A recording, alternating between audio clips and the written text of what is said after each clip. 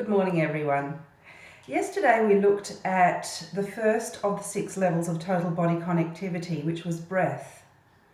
And remember, we had vertical breath, which was all about weight sensing. Horizontal breath, which was about the way we use our energy in space. So we focused, or do we move in a way that's more flexible? And then the forward back breath, the sagittal breath, was all about how we use time. Are we using time in a way that's rapid or sustained? So usually, of course, we're walking forward and back, aren't we? And when we're reaching out to the sides, we're doing it with some kind of an energetic force, whether it's very focused, point A to point B, or whether it's flexible and takes the meandering path. But I'd like to now go back to the flexibility of why we need breath to inform these movements. Well, let's think about it. Your verticality is all about being light or being strong or heavy. So once you sense your verticality through breath, and if you're a teacher, teach your students about the breath before the actual experiencing of weight, then we get what is called weight sensing. Weight sensing is so important for belly dancers because we want to be earthy. We don't want to have hips that are kind of not quite feeling connected to the rest of the body. I know that sometimes things like isolations can look amazing, but even isolations need some kind of connectivity. So the first thing we're going to look at is the pelvis. Now this is a pretty crude kind of drawing of a pelvis, but you know what a pelvis looks like. It has this kind of bowl area here. Okay, we've got these little pelvic bones at the bottom. Then here we have like a larger section of the pelvis. And you know, it curves in like a bit of a bowl. We have a joint on each side. Okay, and then the bone, the femur. So what we're looking at here is how we use weight sensing, and this is so important.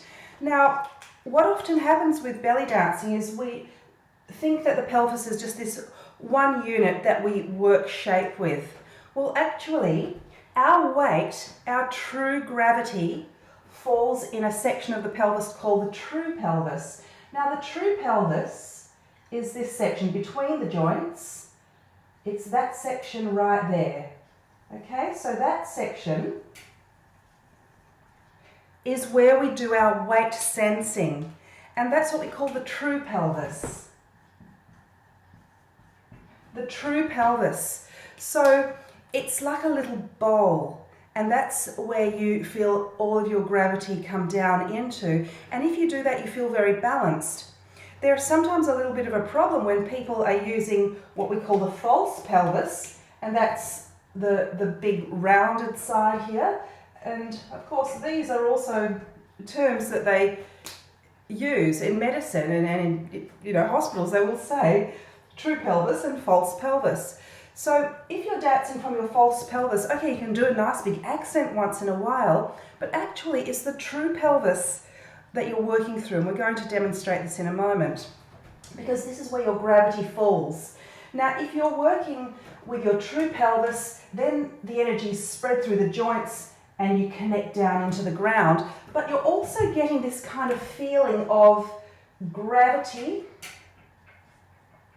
pulling you right down from the center, which is very important to feel centered.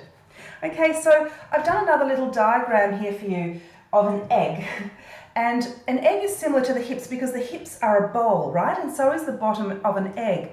And we get something called torque, T-O-R-Q-U-E, torque. It's like when an object wants to move, but from a rounded kind of bottom, and when it wants to twirl and turn and move with gravity. So an egg on its own here has the gravity pulling down right through the center.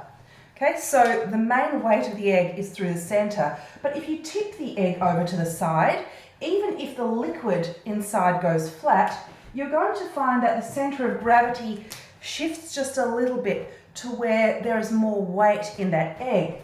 And it's from that exact center of gravity where the weight is. So this is weight. It's where the weight is that you get this little turn, and that's called torque.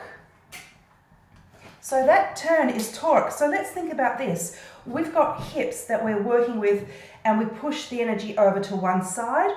That's where we do the torque. We actually torque on the side where there is gravity and weight sensing.